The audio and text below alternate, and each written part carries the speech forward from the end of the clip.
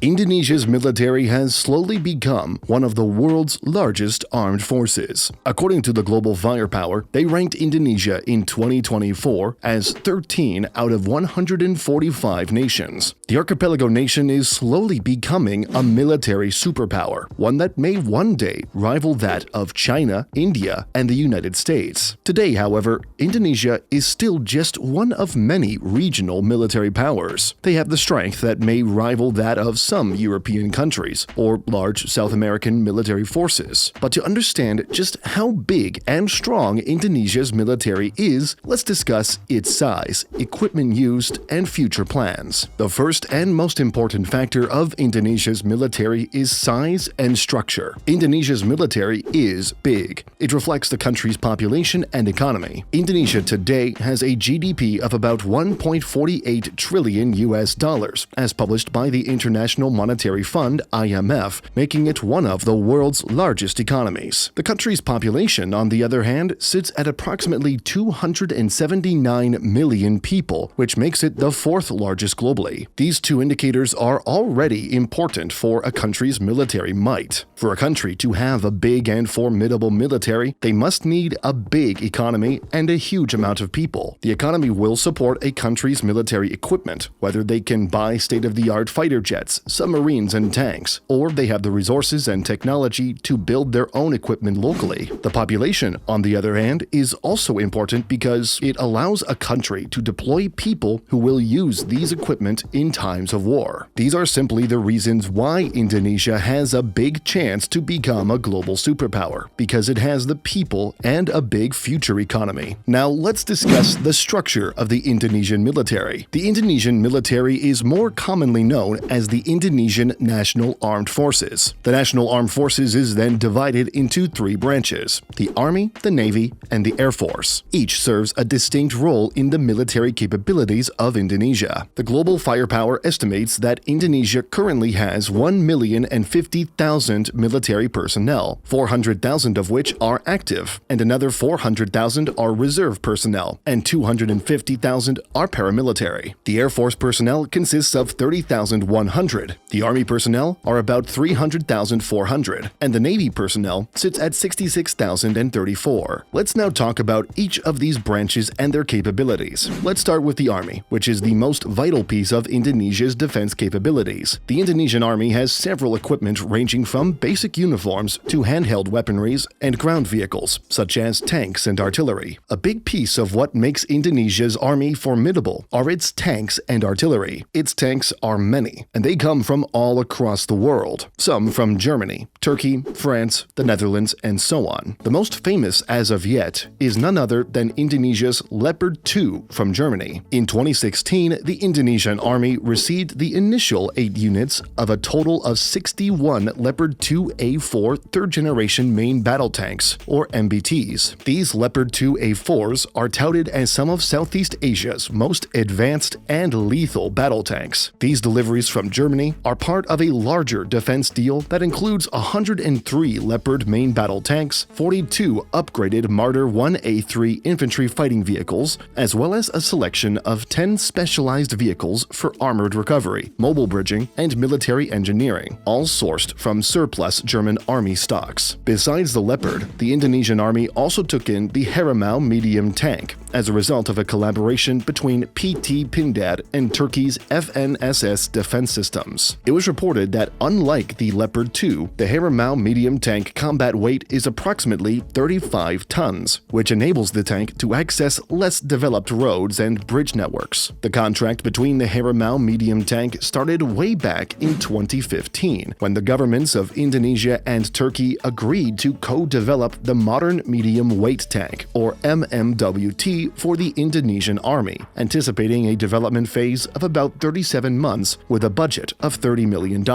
This partnership aimed to enhance the Army's capabilities with a new tank design initially named the MMWT and later known as the Harimau. The collaboration included sharing intellectual property rights. The tank, featuring a 35-ton design equipped with a Belgian-made Cockerel 105mm rifled barrel turret, was first unveiled in Indonesia in 2016.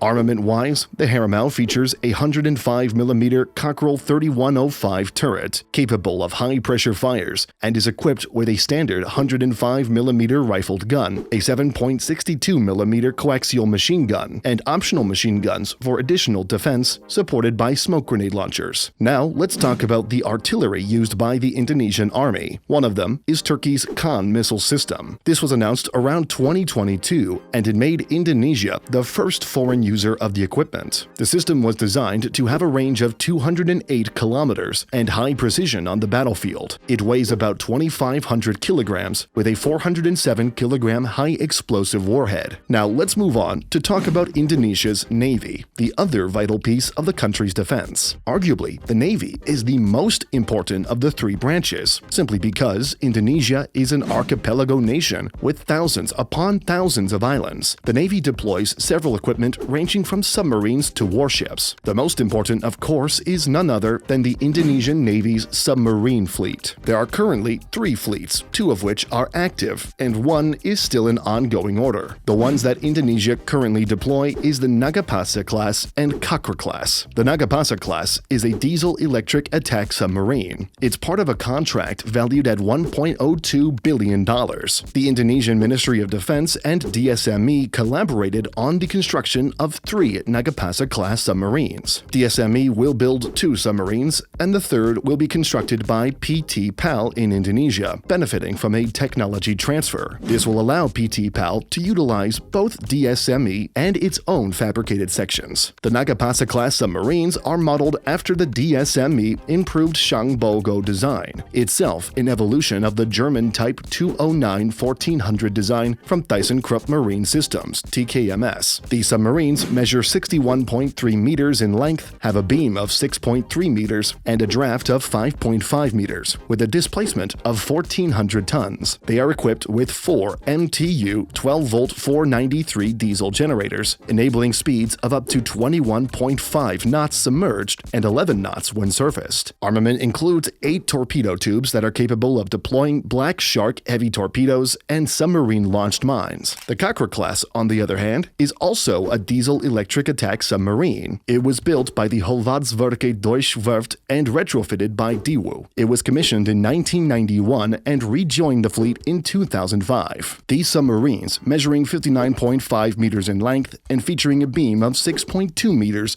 are capable of reaching speeds up to 21.5 knots while submerged. They have the endurance to stay underwater for approximately 50 days without needing to surface. Equipped with advanced weaponry, they can launch 21-inch SUT heavyweight torpedoes that are domestically manufactured. The future submarine is a Scorpene deal with France. The details are still unknown since it was signed just a few months ago, but this already shows the future path of Indonesia's army, one that consistently upgrades and meets the demands of the 21st century. Aside from submarines, the Navy also deploys several warships. One of them is called the Ahmad Yani class. It is an old frigate that was built back in the late 1960s. Another one is the Marta Dinata class frigate, which is a rather newly built frigate built by the Damen Scheld Naval Shipbuilding from the Netherlands. Finally, let's talk about the last piece of Indonesia's defense capabilities, its Air Force. The Indonesian Air Force operates several combat aircrafts. One of them, most advanced, is the Dassault Rafale from France. The contract, however, is still fairly recent. The Indonesian and French government signed this back in just 2022 for a total of 42 jets, costing them a massive $8.1 billion. The Air Force also operates several F-16 Fighting Falcon from the United States. They recently completed the Falcon Star and MLU upgrade on the 5th F-16 in 2021. Another aircraft is the Sukhoi Su-30 from Russia. It was reported to be delivered back in 2013. As reported, it was delivered in unassembled form by the Komsomolskna Amur Aircraft Production Association, or KNAPO. The aircraft had completed the Indonesian Air Force's Sukhoi fighter jet squadron, bringing the total to 16 Su-27 SKM and Su-30 Mk2 planes, according to Xinhua. Furthermore, the Indonesian Defense Minister Purnomo Yuskiantoro was quoted by local media that Indonesia has invested around $1.17 billion billion on procurement of the 16 aircraft along with ammunition, pilot training, and logistic packages. Now, we've discussed several key equipment deployed by the three branches of Indonesia's military. However, there is still so much more equipment that the country deploys. The final part in understanding how big they are is their military spending. How much does the Indonesian government spend on its military? They spend about $9 billion per year. In 2022, it was reported that they set aside $9.3 billion. Then a year later, it was reduced to just about $8.8 billion. However, they had also reported a $125 billion arms procurement budget plan in 2021. But anyway, do let us know what you think. Thanks for watching.